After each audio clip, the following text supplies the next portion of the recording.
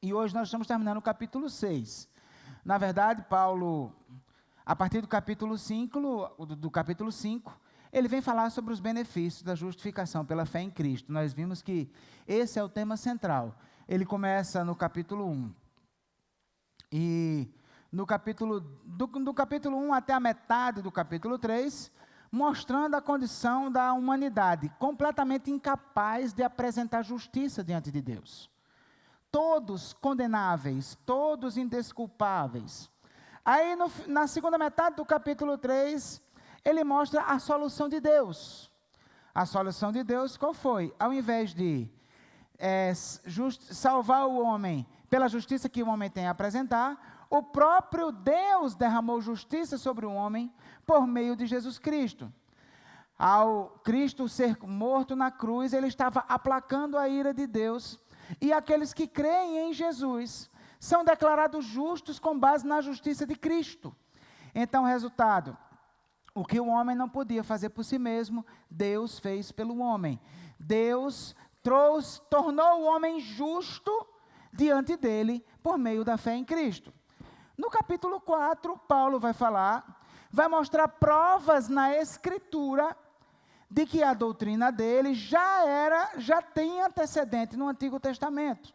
E aí ele vai citar o exemplo de Abraão, e aí ele vai citar um salmo de Davi, mostrando que a justificação não era uma criação dele, não era uma coisa nova, mas era uma ideia que já vinha desde o Antigo Testamento. No capítulo 5, ele começa a falar dos benefícios da justificação.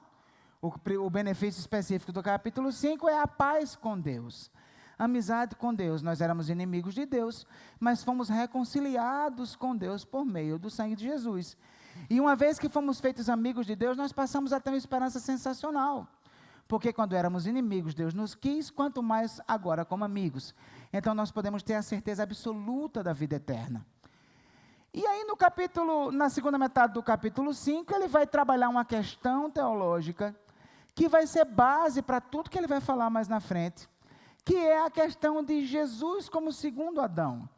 Ele mostra que Adão, como um só homem, trouxe condenação a toda a humanidade, começou uma era que era governada pelo pecado e pela morte, mas que Cristo também, como um só homem, realizou uma obra maior do que a de Adão, que foi introduzir uma era que é governada pela salvação, pela vida, pela graça. Então, o que acontece? Em Cristo, nós temos todos os nossos pecados perdoados. Ele, como segundo Adão, foi mais efetivo do que Adão. Na verdade, ele teve sucesso naquilo que Adão fracassou. A obediência que era esperada de Adão, que ele não conseguiu cumprir, Cristo cumpriu perfeitamente. Depois disso, Paulo entra no capítulo 6, que nós vimos no episódio passado. E no capítulo 6, Paulo vai falar de um segundo benefício da justificação. O primeiro foi a amizade com Deus, paz com Deus. Agora ele vai falar sobre a libertação do jugo do pecado, do poder do pecado.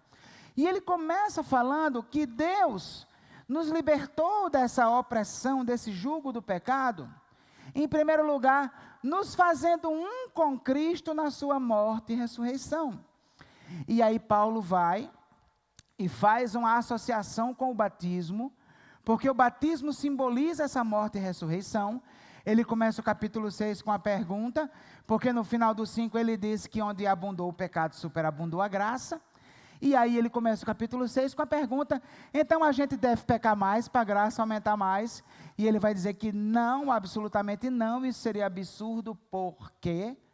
Porque seria completamente inconsistente com o novo status que nós temos em Cristo, que foi simbolizado no ato do nosso batismo. Ele diz, olha, quando vocês foram batizados com Cristo na sua morte. Ou seja, quando vocês mergulharam na água, significa que vocês morreram para a velha vida. E quando vocês saíram da água, significa que vocês renasceram para uma nova vida. Consequentemente, não tem como alguém que abandonou essa velha vida do pecado, essa velha vida no velho homem, ou seja, a vida em Adão, e passou agora a fazer parte da vida em Cristo, a vida marcada pela graça, pela justiça. Não tem como essa pessoa ter esse tipo de mentalidade, vou pecar mais para a graça aumentar. E aí, resultado, ele encerra essa primeira parte do capítulo 6 que a gente viu, que é o verso 14, na verdade isso aqui está errado, não é do 1 ao 14, 1 ao 14 foi o anterior, é do 15 até o final do capítulo, tá? Mas no verso 14, ele encerra com a seguinte questão, ele encerra dizendo assim, olha, mas o pecado não terá domínio sobre vós, porque vocês não estão na lei, mas sim na graça. O que é que ele quis dizer com isso? Vocês não estão mais debaixo do jugo condenador do pecado. O pecado não tem mais poder de lançar vocês ao inferno, porque vocês não estão mais debaixo da condenação da lei. Vocês estão debaixo da salvação que a graça de Deus trouxe para vocês em Cristo. Então, resultado, vocês não são mais escravos do pecado, o pecado não tem mais esse poder sobre vocês. Aí ele vai e lança outra pergunta, porque uma coisa que a gente viu aqui é que uma das características literárias de Romanos é que Paulo imagina que existe alguém debatendo com ele. Eu falei que o nome que os especialistas no Novo Testamento dão a esse tipo de estrutura literária é diatribe. Então, você imagina um oponente que vai lançar perguntas para você e que você vai responder essas perguntas a essa pessoa que está lhe confrontando. Então, ele imagina que esse oponente, tipo retórico, né, vai fazer mais uma pergunta, porque uma vez que você disse, não estamos debaixo da lei, e sim da graça. Aí ele vai dizer assim, então, vamos pecar porque não estamos debaixo da lei, mas debaixo da graça? Ou seja, uma vez que eu não estou mais debaixo da lei, eu não tenho mais que cumprir a lei de Deus, não tenho mais que fazer a vontade de Deus expressa na sua palavra, então vamos pecar à vontade, porque a lei não tem mais nada a ver comigo? Essa é a questão. E mais uma vez ele responde de maneira nenhuma. E aí ele vai começar a argumentar por que de maneira nenhuma um crente tem esse tipo de mentalidade.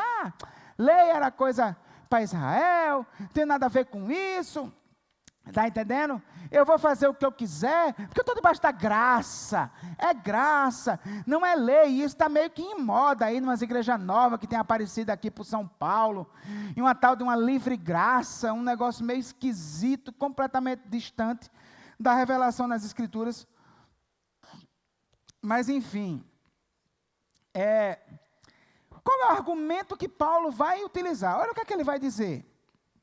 Não sabem que quando vocês se oferecem a alguém para lhe obedecer como escravos, tornam-se escravos daquele a quem obedecem? Escravos do pecado que leva à morte, ou da obediência que leva à justiça? Queridos, olha só. No mundo antigo, nos tempos bíblicos, a liberdade do indivíduo não era, como no nosso tempo um bem inalienável, né? Hoje em dia, se você, mesmo que você queira, eu quero ser escravo de alguém, você não pode ser escravo desse alguém. Aqui na legislação brasileira, a liberdade é um bem inalienável. Mas nos mundos bíblicos não era.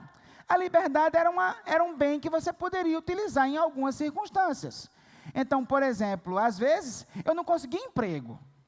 Eu não conseguia ganhar um salário para sustentar minha família. Minha família começava a passar fome. Eu procurava uma pessoa rica e dizia, olha, eu quero me oferecer como seu escravo. Porque como escravo dele, pelo menos comida a gente teria. Isso era uma coisa que acontecia naquela época. Outra coisa que acontecia também era você dever uma quantia que não tinha condições de pagar. E uma das maneiras que você tinha de saldar a sua dívida era se oferecendo como escravo da outra pessoa.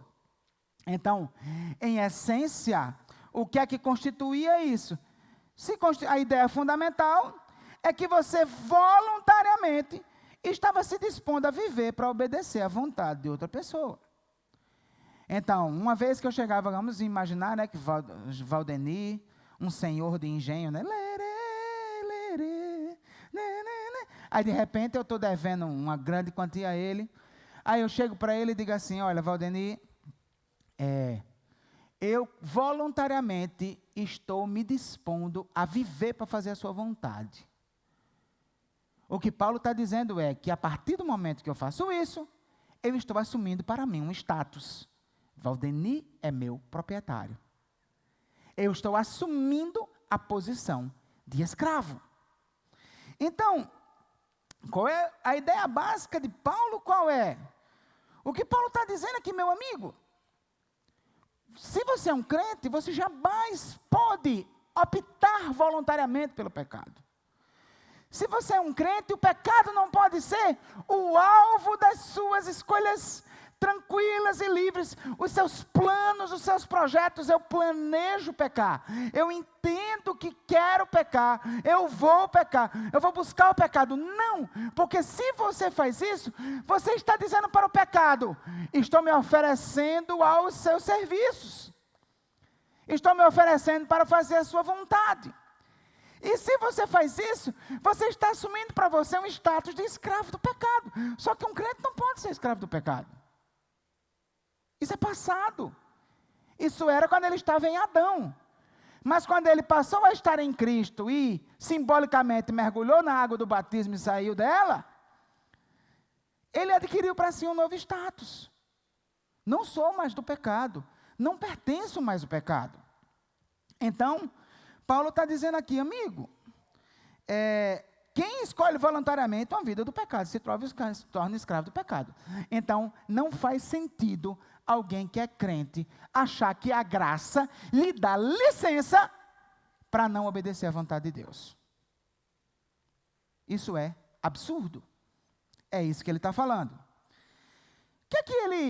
Existem duas implicações lógicas aqui do texto que ele está, do que ele acabou de falar para a gente, tá? O que Paulo está dizendo para a gente? Em primeiro lugar, Paulo está dizendo que você sempre vai ser escravo de alguém. E isso é uma coisa um tanto quanto chocante, né? Mas a ideia básica dele é, olha, ou você é escravo do pecado, ou você é escravo de Deus. Não existe essa ideia que as pessoas têm de uma liberdade absoluta. Não existe essa ideia que algumas pessoas têm em mente, eu sou livre. O que é ser livre? É fazer a vontade do seu coração? Se ser livre for fazer a vontade do seu coração, significa dizer, se colocar à disposição para obedecer ao seu coração, ou seja, tornar-se escravo do seu coração. Então essa é a lógica de Paulo. Alguém vai mandar em você. Alguém vai mandar em você. E aí qual é a segunda implicação do que ele fala aí? É que só existem dois senhores. Ou você serve ao pecado, ou você serve a Deus.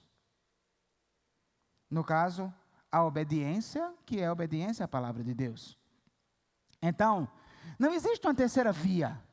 Tipo assim, a pessoa, eu não tenho, não confesso fé em Deus, nem em Jesus, nem nada. Mas eu sou uma pessoa livre, sou uma pessoa que, ou então, mas eu sou uma pessoa correta. Eu sirvo a verdade. Eu sirvo a justiça. Eu sirvo, sei lá. Não existe isso. Só existem esses dois senhores. Quem não serve a Deus, serve ao pecado. Aliás, a Bíblia se tornou antiquada para muita gente hoje, justamente porque o ser humano de hoje tem dificuldade em raciocinar em termos binários. Hoje em dia o ser humano sempre trabalha em termos múltiplos. É o que a gente chama de relativismo. Então, nunca é sim ou não. Pode ser sim, não, ou uma terceira via, uma quarta via, como, por exemplo, antigamente você ia preencher um formulário e tinha lá sexo masculino ou feminino. Mas percebeu-se que essa mentalidade binária ofende o mundo de hoje. Torna-se preconceito. E aí, resultado, é preciso abrir mais espaços, mais quadradinhos de opção para o sujeito marcar o X. Estão conseguindo entender? Então, resultado, chegar para uma pessoa de hoje e dizer, é sim ou não, ou é ou não é, ou é Deus ou o diabo. Não, jamais. Mas a Bíblia é exatamente assim. Na Bíblia, ou você é amigo de Deus ou inimigo de Deus. E para você ser inimigo de Deus, basta nascer. É isso que a Bíblia diz. Tá? Na Bíblia, ou você é filho de Deus, ou é filho do diabo. Não existe uma terceira paternidade, não existe paternidade indefinida na Bíblia. E para você ser filho de Deus, você tem que ter fé em Jesus Cristo. Só por meio de Jesus. Então, assim, a Bíblia é diametralmente contrária à cultura da nossa época. Nesse aspecto, porque a Bíblia é binária. Ou é ou não é. É luz ou trevas. É bem ou mal. É sim ou não. É filho de Deus ou é filho do diabo? A Bíblia é assim, tá? Então, nesse aspecto, ou você é escravo de um, ou você é escravo do outro. E aí, isso entra em xeque com a perspectiva da gente. Eu me lembro que uma vez eu ainda era seminarista e dava umas aulas de contrabaixo para ver se escapava, né? Que o negócio era brabo, financeiramente falando.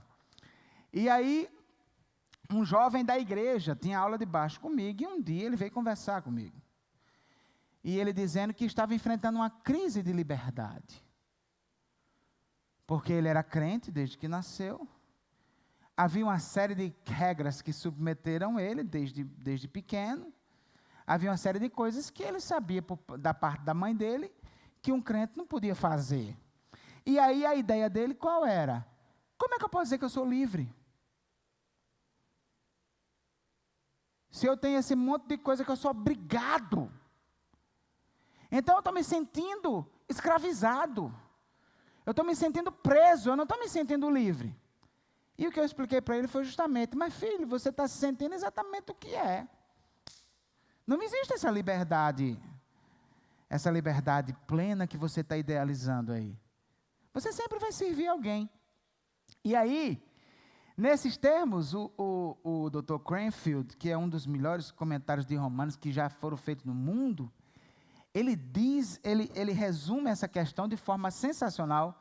Eu não ponho muitas citações não, mas essa eu tive que pôr, porque é especial demais.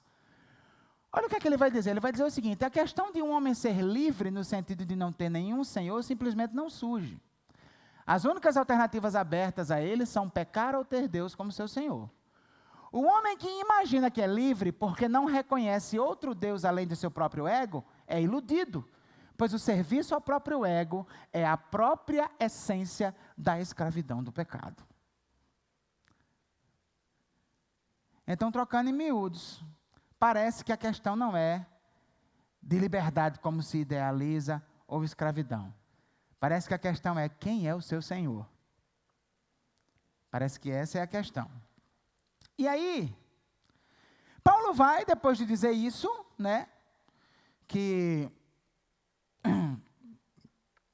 no final das contas você serve a alguém e que só existem dois senhores, mas aí ele vai e continua o texto dizendo assim: mas graças a Deus, porque embora vocês tenham sido escravos do pecado, passaram a obedecer de coração a forma de ensino que lhes foi transmitida.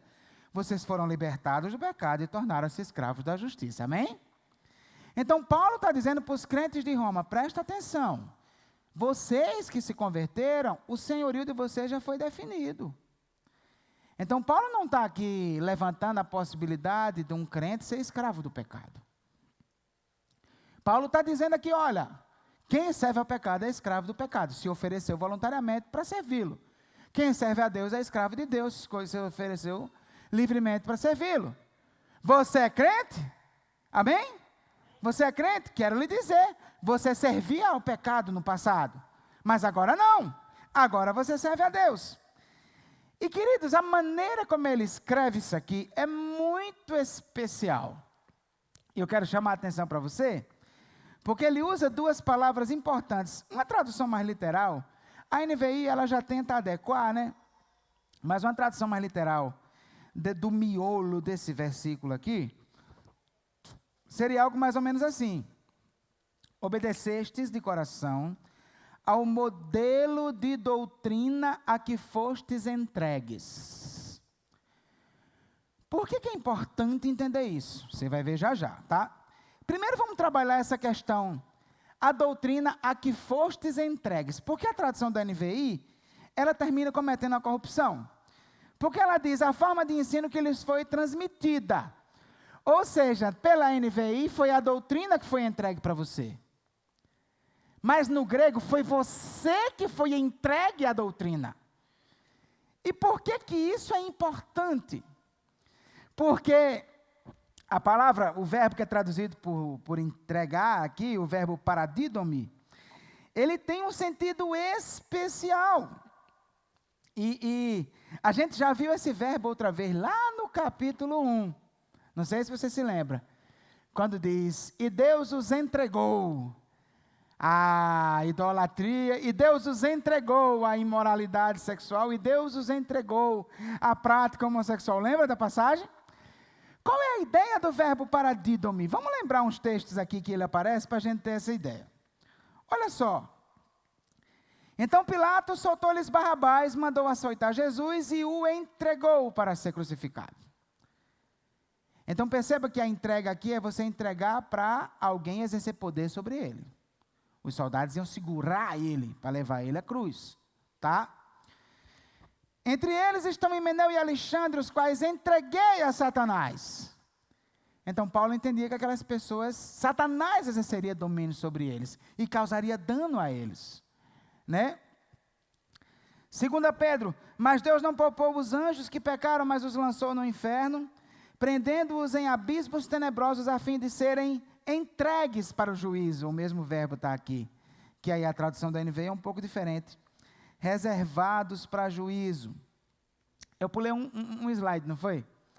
Volta aí, meu filho. O outro texto. Entre em acordo depressa com seu adversário que pretende levá-lo ao tribunal. Faça isso enquanto ainda estiver com ele a caminho, pois caso contrário ele poderá entregá-lo ao juiz. A ideia de que na medida que o sujeito entrega você, o juiz vai pôr as mãos em você e vai exercer poder sobre você. Estão conseguindo entender? Deu para entender aí? Não? Amém? Então, qual é a ideia básica do verbo paradidomi? Na verdade, paradidomi é você entregar alguém nas mãos de alguém para ser dominado por esse alguém.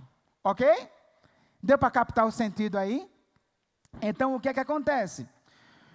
O que Paulo quer dizer, portanto, é que nós estávamos entregues ao pecado, mas uma vez que nós conhecemos a Cristo, nós fomos entregues à doutrina. Nós fomos entregues à doutrina bíblica. Fomos arrancados das mãos do pecado e fomos entregues à doutrina que aprendemos. Então ponha no seu coração uma coisa. Não é a doutrina bíblica que é entregue a você. É você que é entregue à doutrina. Consequentemente, estudar a Bíblia não é uma questão de ficar mais sabido. Não é uma questão de adquirir mais conhecimentos.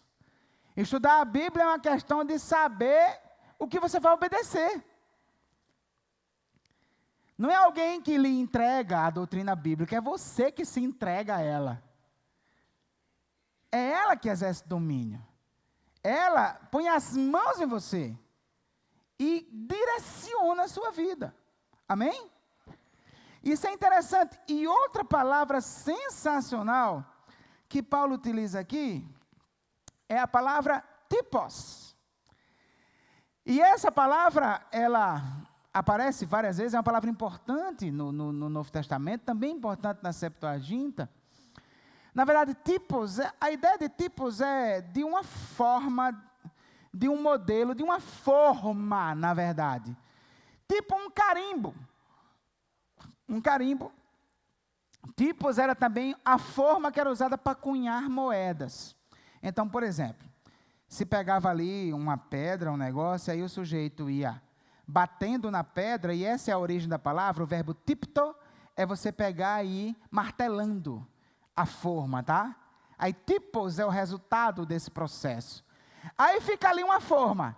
Aí você pega o metal, derrete o metal, põe ali, quando o metal esfria, ele assume a forma que o tipos deu para ele. Ok? Então, Paulo está dizendo que os romanos antes foram escravos do pecado, mas depois eles foram entregues à doutrina, Mas não somente a doutrina, a forma de doutrina. Na ideia como se a doutrina bíblica fosse essa forma, onde você é derretido, colocado nela, e você é moldado a partir dela. A doutrina bíblica determina a sua forma. A doutrina bíblica molda o caráter de Cristo em você. Então, resultado, essa é a ideia. Então, Paulo está dizendo, olha, graças a Deus, porque embora vocês tenham sido escravos do pecado, passaram a obedecer de coração à forma de doutrina a qual vocês foram entregues. Vocês se entregaram a isso para serem moldados por isso. Então, entenda, querido, a doutrina bíblica é uma forma que molda você, imprime o caráter de Cristo na sua vida. Então, seja moldado por ela todos os dias. Se entregue a ela.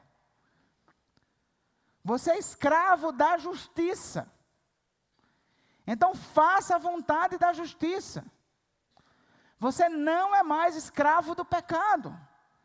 Então, não faça a vontade do pecado. Amém? Essa é a ideia que Paulo está desenvolvendo aqui. E aí, de repente, Paulo vai e me vem com essas palavras. Olha que coisa interessante. Falo isso em termos humanos por causa das suas limitações humanas. Por que Paulo vem com essa onda de um negócio meio esquisito? Na verdade, queridos, qual é a questão de Paulo? Paulo reconhece que escravidão não define plenamente o que é a vida cristã. De certa forma, é como se ele estivesse dizendo assim, olha, me desculpa essa analogia que eu estou fazendo, mas vocês não são capazes de entender de outra maneira. Porque assim, quando você vai para o ensino de Jesus, você vê Jesus dizendo, conhecereis a verdade, e a verdade vos libertará, não é? Se o Filho, pois, vos libertar, verdadeiramente sereis livres. Então, o resultado, a Bíblia define vida cristã como liberdade. Como liberdade. Então, Paulo reconhece, poxa, definir vida cristã como escravidão não é a melhor maneira. Mas vocês não são capazes de entender a vida cristã como liberdade. Por quê? Porque na cabeça de vocês, liberdade é seguir a voz do coração. Pergunta a qualquer pessoa que quer ser livre. É fazer o que quiser. É ou não é? Então parece que a mente humana não tem a grandeza suficiente para captar a essência dessa liberdade que é ser de Jesus. Dessa liberdade que é obedecer a palavra de Deus. Dessa liberdade que é se submeter à lei de Deus. Parece que Paulo entende que a mente humana não consegue conceber obediência, sujeição, submissão como liberdade. Aí o que é que ele faz? Aí ele vai e diz assim, vocês desculpem aí o jeito que eu estou falando, mas eu tenho que usar termos humanos por causa da alimentação humana de vocês. Então o que é que acontece? Se vocês não conseguem entender que obedecer à palavra é liberdade, então podem entender que é escravidão, não tem problema não. Vocês são escravos de Deus, acabou-se. Deu para entender a lógica da coisa? E esse é o problema desses bonitinhos engomadinhos que faz vídeo de YouTube hoje em dia. Desses pastorzinhos que fica sentado, com a mesinha. Eu até pus a mesinha assim, Eu posso até ficar engomadinho, mas bonitinho não vai ter jeito. Porque os cabos são muito bonitinhos, cara. Altamente coisados, os cabelos faz assim, Aqueles óculos da moda e tal, um negócio bem altamente assim, Aí não vai ter jeito, não. Gordo, careca, já conspira contra mim. Não dá para competir com os rapazes lá. Mas os rapazes lá, desses videozinhos, tal, altamente coisado, na moda, pá, O problema deles é exatamente esse. Está entendendo? Eles não concebem submissão como liberdade, não concebem sujeição como liberdade, e aí arrumam um jeito de eliminar a submissão, a sujeição. Paulo, há 2000 anos atrás, já conhecia eu já ia dizendo o nome de um, ó. Eu só não vou dizer porque foi gravar, não dá.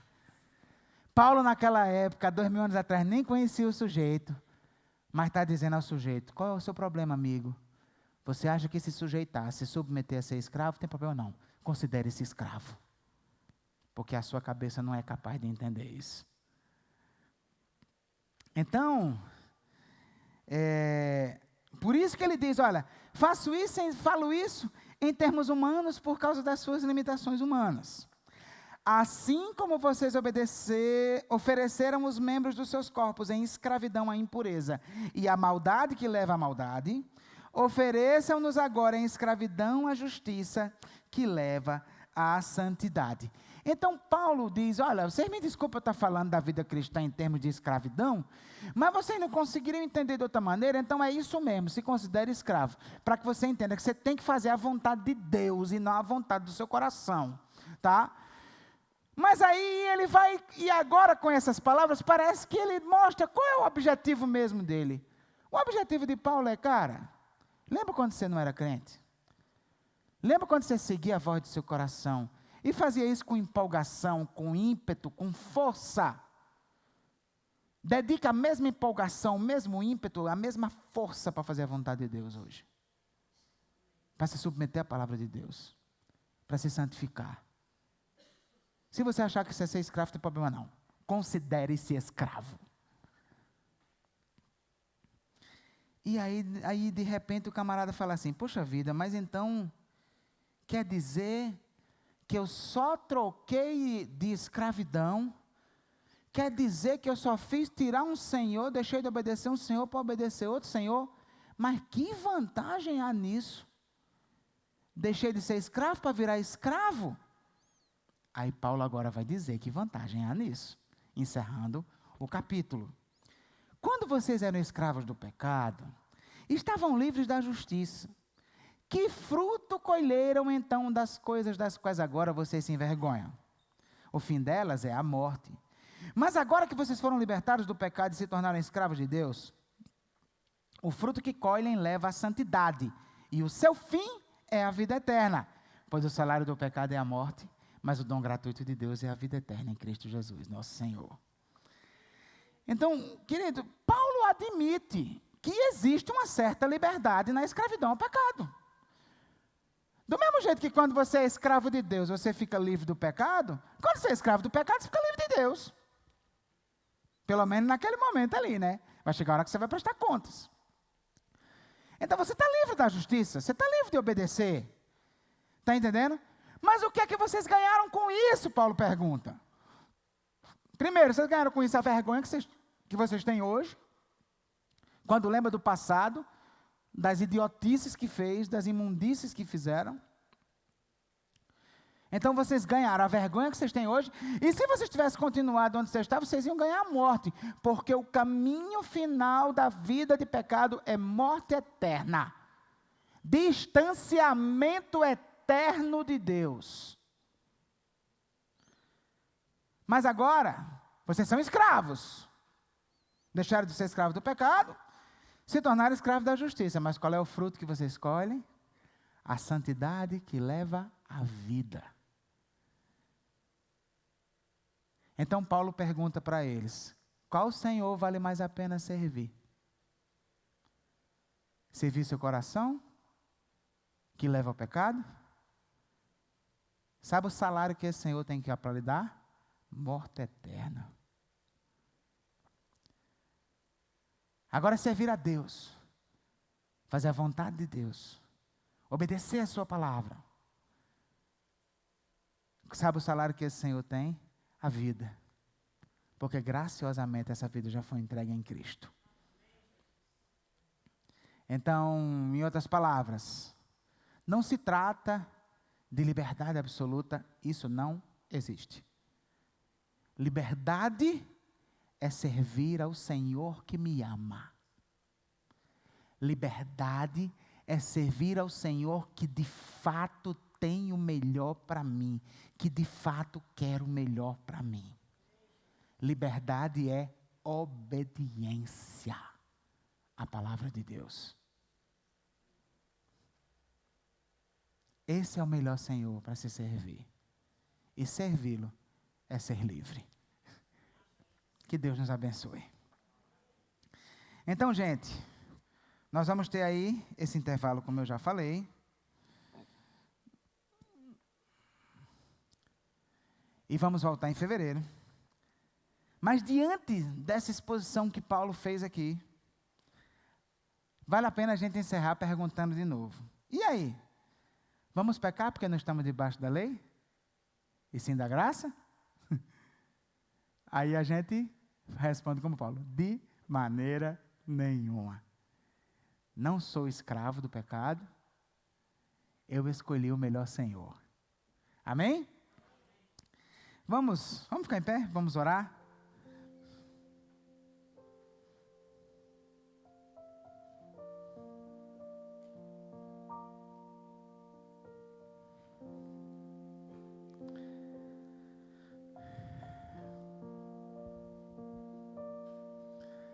Pai querido, muito obrigado pela liberdade que temos em Cristo. Uma liberdade que não é ausência de senhorio. Uma liberdade que não é ausência de submissão, não é ausência de obediência, não é ausência de lei. Uma liberdade que é servir a um Senhor que nos ama. Servir a um Senhor que tem o melhor salário para nos dar. Que já nos deu o melhor salário, a vida eterna em Cristo Jesus, Pai. Isso é fruto da graça, Pai. E isso é sensacional, Senhor. Porque uma vez que eu saiba que é fruto da graça, eu entendo que nessa busca para servir ao Senhor, às vezes eu não vou conseguir. Às vezes eu vou resvalar os meus pés. Às vezes eu vou cair no pecado. Mas, Senhor, pecado não pode ser meu planejamento. Pecado não pode ser minha decisão voluntária de serviço. Pecado na minha vida tem que ser acidente, Pai. Em nome de Jesus, Pai, nos abençoa para te servirmos. Capacita-nos com o Teu Espírito para que o nosso serviço te agrade. Porque o salário o Senhor já nos garantiu. A salvação é um dom gratuito de Deus. A vida eterna é um presente do céu. Muito obrigado, Senhor. Continua conosco. Continua conosco durante essa semana, nos ajudando nas lutas, nos abençoando, nos dando sabedoria, dando direção, tendo misericórdia de nós. Que o amor de Deus, nosso Pai, a graça do nosso Senhor e Salvador Jesus, a comunhão, as consolações, as orientações e o poder do Espírito Santo de Deus estejam sobre vós e sobre todo o povo de Deus espalhado na face da terra, agora e para todo sempre. Amém. Deus abençoe, meu irmão, minha irmã. Que Ele te dê uma ótima continuação de semana.